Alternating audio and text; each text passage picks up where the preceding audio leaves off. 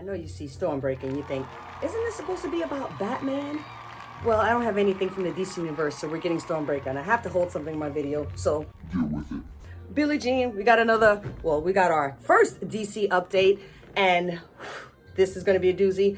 It's weird because a few years ago, if you would have told me that I was more excited about the DC universe than the Marvel universe, I would have said you're crazy. But that's where we are right now, because what we have today, the trailer just dropped for the Batman. No, not Batman. The Batman, okay? She's not Meg Stallion. She's Megan the Stallion. This is the Batman.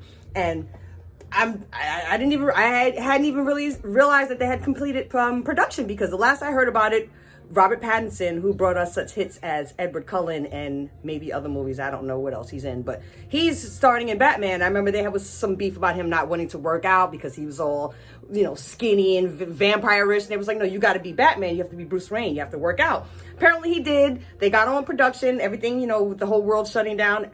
It got back on schedule, and it's coming out March of 2022, which is only a couple of months from now. So I'm like, we're getting the Batman. I'm a little disappointed because I wanted more Batfleck. I just really started liking Batfleck, and I really wanted to see him in his own standalone movie just by himself. Not an origin story, thank God. But, okay, so let's see what happens. Now, I didn't think that, I saw Twilight. The acting in Twilight was so poor that I did not think Robert Pattinson would be a good choice to play Batman. This is an iconic character. But then I thought about it again. I said, okay, well, the writing in Twilight was so piss poor. Maybe he had no choice, and that was just the best performance he could deliver. I mean, he came off believable as a sad emo vampire. So we'll give him a shot, because I did not think Ben Affleck could do a good Batman. I knew, because he's a wonderful actor, he could do a good Bruce Wayne, which he did, and I really like him. But he did a good Batman too, So, all right. So, the Batman. We have Zoe Kravitz is playing Selina Kyle. Now, they've been shoving Zoe Kravitz in my face for the last few years, telling me how talented and beautiful she is. She's just meh. She's just there for me. I don't get it. But on this one here, I was shocked. I actually screamed out loud. Like, I didn't record a live reaction to myself watching the trailer because, live reactions are just so lame. That's like the lowest form of media that can be out there on YouTube, live reactions. So, but when I was watching it, I screamed because she looked so good and she did this really high kick. So it's like Selina Kyle, unless you've been living under a rock, is Catwoman. So she looked like she's going to be whooping ass all over this movie. Really short haircut. She looks really good. So I'm like, okay. I've never seen her act or even speak, but I know her mom and I know her dad, so maybe she's got some of the talent that dripped into her gene pool from them. We're optimistic. Colin Farrell. I watched this whole trailer twice, and I did not see him once. He's Oswald Cobblepot. And then when I went back and said, well, wait a minute. I looked at the pictures, I Googled Colin Farrell, Oswald. This is him. Completely unrecognizable, because when Danny DeVito played Oswald Cobblepot, you can look at him and still see Danny DeVito in there. I couldn't see Colin Farrell in there at all. So bravo to the costumes. So far, everything looks good. The Batmobile looks badass. They did a new interpretation of it, which is good because I'm tired of seeing the same old thing. And this was the thing that I was hoping for. It was something new, because when I went into the trailer, I said, God help these people if I see another vision of Thomas and Martha Wayne getting jacked in that alley, the fucking pearls flying everywhere. It's like, we saw them get murdered so many times. And after we saw Jack Nicholson, you want to dance with the devil. After we saw that, how do we need anything else? So I've never needed to see them get murdered again. So we didn't see it now. We may get to the movie theater and they're going to spend the first 5 minutes or so showing them get murdered, walking slowly out of the movie theater, and the pearls, and Batman being sad at the funeral. We know what happened. So it's like, so I'm glad this might be something different. This is the story of Batman, already Batman, but new, just starting out as Batman, which is good. I saw a scene of Batman looking really angry and having some type of outburst, and then he was looking kind of emo. You got Robert Pattinson, and they had this emo hair on him, and they gave me a little bit of Kylo Ren vibe. So what I'm hoping is that, because we saw what they did with Loki, they gave Loki feelings and emotional, and he had the crying blanket on, So we don't want them to turn Batman into an emotional basket case. He's already a psycho, but we don't need him crying and hitting things and breaking things like Kylo Ren. Every time he got angry, Kylo Ren was screaming. When Darth Vader got angry, he said, and walked away. He might have cried later, but he didn't show everybody that. He didn't show weakness. So I don't want Batman showing weakness like we had Loki show weakness. Loki, he was cold and he needed a blankie. Loki, so I was like, if they do that with Batman, all hell is going to break loose. Again, the trailer just dropped maybe yesterday or so, late last night or whatever.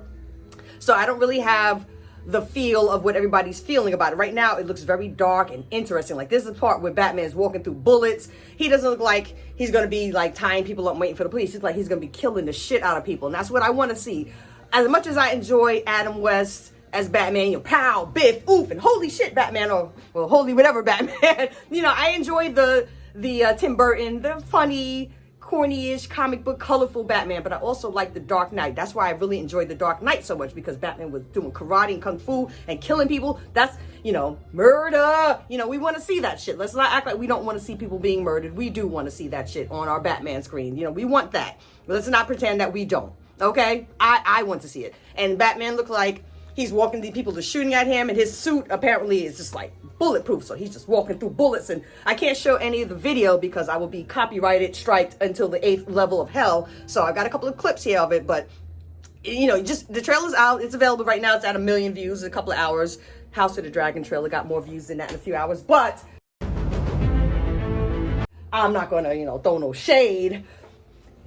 Anyway, so we'll see how it's going. I'm going to give it another 48 hours, and then I'm going to go ahead and, because again, I am a DC normie, which means I'm not deep into the comics and everything. So I don't know if they may have changed certain things, because, that's a big thing Hollywood likes to do too, is change certain characters, give them different personalities, different looks or whatever. So I want to go ahead and do a little bit more research with the deep nerds, like your Nerdrotics, your Maulers, and things like that, who really know, and see how they feel about it. They've read all the comics, and make my final decision there. But right now, this looks like something I'm very excited about. We have the Eternals, who are starring 2 Starks in it that I do not care at all about. Shang-Chi came and left, and it was just like a ripple, I'm just not, I cannot believe it. Like a few years ago, like I don't even have, like I said, I have no DC merchandise, but I have Marvel shit all over the place. And I'm just like, I'm more excited about what DC is cooking up than Marvel. So let's see if that changes or if that stays the same. Right now, the Batman, not just Batman, okay, y'all? It's 2021. This is the Batman.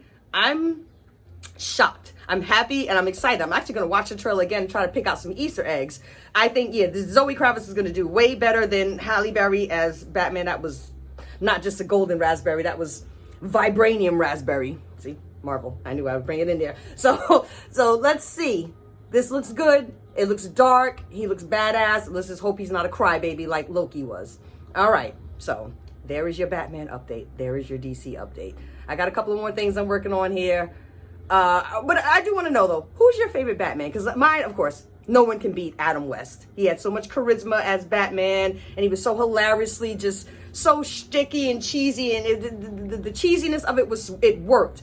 The cheesiness of the George Clooney Batman didn't work because those jokes didn't land. It was just corny, and it was just poorly acted. I like Uma Thurman's over-the-topness, but it was just a little blah. But Adam West, Michael Keaton, neck and neck in Batman. Then we've got Batfleck is coming in there.